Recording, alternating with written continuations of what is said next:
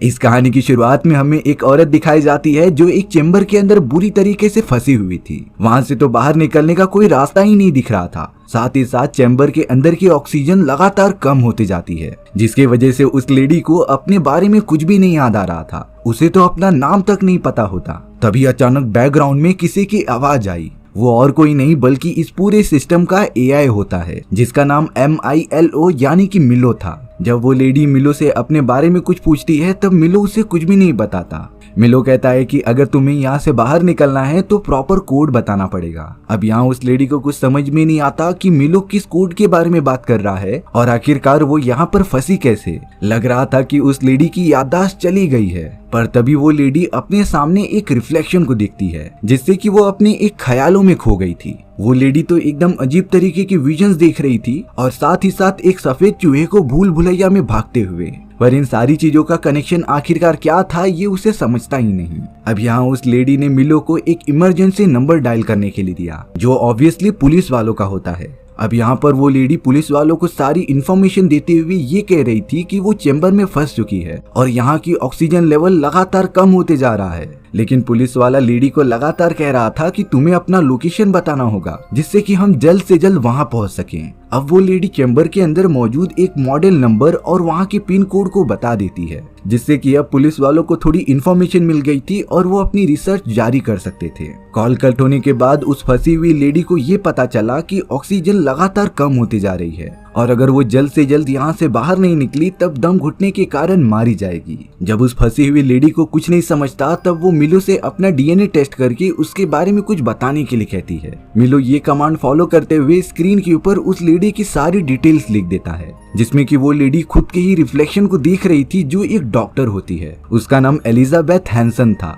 Lady समझ गई थी कि ये मैं ही हूँ जो यहाँ पर फंसने से पहले थी। अब यहाँ एलिजाबेथ लगातार अपने बारे में जितनी भी हो सकी उतनी इन्फॉर्मेशन इकट्ठा करने लगी थी। अब एक बार पुलिस वालों का फिर से कॉल आता है, जो एलिजाबेथ से कह रहे थे कि तुम ऑक्सीजन लेवल चेक करो। लेकिन जब एलिजाबेथ ने ऑक्सीजन लेवल चेक किया तब पता चला कि ये 31% ही बचा है, यानी कि ज्यादा से ज्यादा एलिजाबेथ 1 घंटे तक जिंदा रह पाएगी।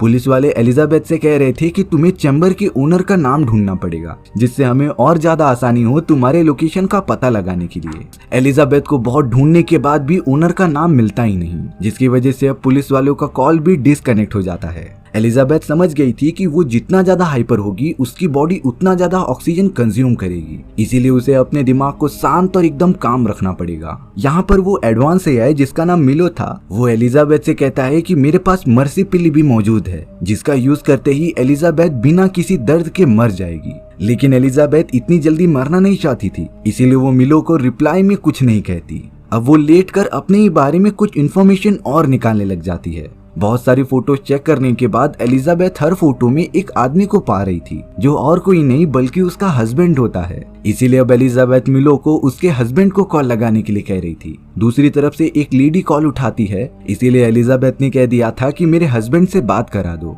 पर वो लेडी तो काफी चिल्लाते हुए अपना फोन रख देती है। एलिजाबेथ को ये बात बिल्कुल भी समझ में नहीं आई कि आखिर हुआ क्या, पर अब अचानक उसके पैरों के पास वही सफेद चूहा आ जाता है। एलिजाबेथ ये देखकर बहुत ही ज्यादा पैनिक हो गई थी, लेकिन वो अपने आप को संभालती है और एकदम शांत रहती है, जिससे कि वो चूहा कुछ किए बिना वहां से चला गया था। अब यहाँ एलिजाबेथ थोड़ी सी परेशान होने लगी थी, इसीलिए वो चैम्बर को तोड़ने की कोशिश करने लग जाती है। पर अफसोस ये सारी चीजें इतनी आसान नहीं होने वाली थी। बहुत कोशिश करने के बाद भी एलिजाबेथ चैम्बर को ओपन नहीं कर पाती, क्योंकि ये चैम्बर सिर्फ और सिर्फ एक करेक्ट कोड की मदद से खोला जा सकता था। अब एलिजाबेथ को उन्हीं पुलिस वालों का कॉल आता है, जो उससे कह रहे थे कि हमें तुम्हारे बारे में काफी इन्फॉर्मेशन निकाली है। दरअसल तुम पृथ्वी पर अपनी मॉम के साथ रहा करती थी। लेकिन एलिजाबेथ तो कह रही थी कि मैं अपनी मॉम नहीं बल्कि अपने हस्बैंड के साथ रहती थी, क्योंकि एलिजाबेथ को ये सारी इन्फॉर्मेशन उन सारे फोटोज में मिली थी और उन फोटोज में कोई और दूसरी औरत की फोटो नहीं होती। अब यहाँ एलिजाबेथ ने नोटिस किया कि पुलिस वाले के पीछे कोई खड़ा है जो उसे बता रहा है, यानी कि पुलिस वाले जो भी एलिजाबेथ से बात कर रहे थे वो किसी से कहने पर कर रहे थे, जिसका मतलब ये हो सकता है कि कोई उन्हें कंट्रोल कर रहा है। कॉल डिस्कनेक्ट होने के बाद एलिजाबेथ उन कॉल की रिकॉर्डिंग्स फिर से सुनती है, जिससे कि एलिजाबेथ को कंफर्म हो गया था कि ये जरूर किसी की चाल है यहाँ पर फंसा कर रखने की। लेकिन अब एलिजाबेथ कर भी क्या सकती थी, उसके चैम्बर की ऑक्सीजन लगातार कम होती जाती है। पर तभी अचानक एलिजाबेथ को एक और कॉल आता है जो उसी औरत का था जब एलिजाबेथ ने अपने हस्बैंड के यहाँ कॉल किया था। फोन पर वो लेडी एलिजाबेथ से कह रही थी कि उसे सारी चीजें पता हैं कि एलिजाबेथ एक चेंबर में मौजूद है और तो और उसके पास चेंबर से बाहर निकलने का कोड भी मौजूद था। यहाँ पर जाकर सारी रियलिटी रिवील होती है। एलिजाबेथ तो एकदम लाचार की तरह उस लेडी से ये कह रही थी कि तुम जल्द से जल्द मुझे कोड बता दो ताकि मैं यहाँ से बाहर निकल सकूं। तभी उस लेडी ने एलिजाबेथ से कहा कि तुम धरती पर नहीं बल्कि अंतरिक्ष की गहराइयों में हो और अगर गलती से तुमने कोड डालकर चैम्बर खोल दिया तब तुम जीरो ग्रेविटी में अंतरिक्ष की तरफ खींची चली जाओगी, जिससे कि पल भर में ही तुम पूरी तरीके से जमकर खत्म हो जाओगी। एलिजाबेथ को नहीं समझ में आता कि आखिर वो अंतरिक्ष में आई कैसे।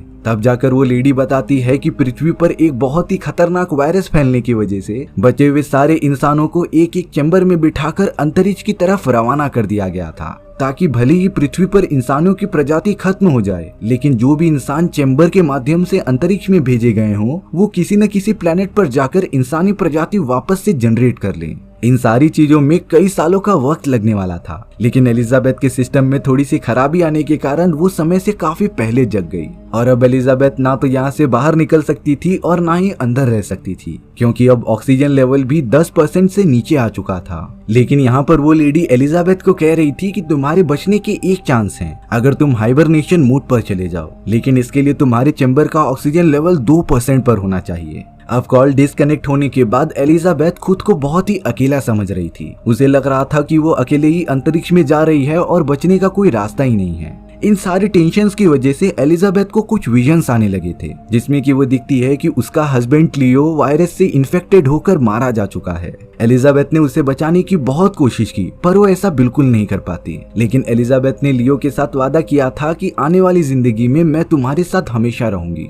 अब हमें एलिजाबेथ और एक बहुत ही बड़ी प्राइवेट ऑर्गेनाइजेशन द्वारा एक बड़ा सा एक्सपेरिमेंट दिखाया जाता है, जिसमें कि एलिजाबेथ एक चूहे को लेकर भूल भुलैया के अंदर डाल देती है। जब वो चूहा कई मिनटों बाद घूम घूम कर भूल भुलैया से बाहर निकलता है तब उस चूहे को मारकर उसकी सारी यादें एक डुप्लीकेट के अंदर डाल दी थी। और ताज्जुब की बात ये होती है कि पुराने वाले चूहे की सारी यादें डुप्लीकेट के अंदर मौजूद थी, जिसका साफ साफ मतलब ये था कि अगर हम इंसानों की बॉडी खत्म भी हो जाए तब हम अपने डुप्लीकेट्स बनाकर अपनी सारी यादें उसके अंदर ट्रांसफर कर सकते थे। इसी टेक्नोलॉजी का यूज करके इंसानों के डुप्लीकेट्स बनाए जाने लगे, क्योंकि अब वायरस पूरी तरीके से पृथ्वी पर फैल चुका था। इसीलिए वैज्ञानिकों ने बहुत सारे लोगों के डुप्लीकेट्स बनाए और उनकी यादें डुप्लीकेट्स में ट्रांसफर कर दी। देखते ही देखते उन सभी डुप्लीकेट्स को पृथ्वी के बाहर अंतरिक्ष में भेज दिया गया। एलिजाबेथ को रियलिटी पता चली कि वो भी एक डुप्लीकेट है और जो लेडी कॉल पर उससे बात कर रही थी वो और कोई नहीं बल्कि एलिजाबेथ की असली अवतार होती है, जो अभी पृथ्वी पर मौजूद थी।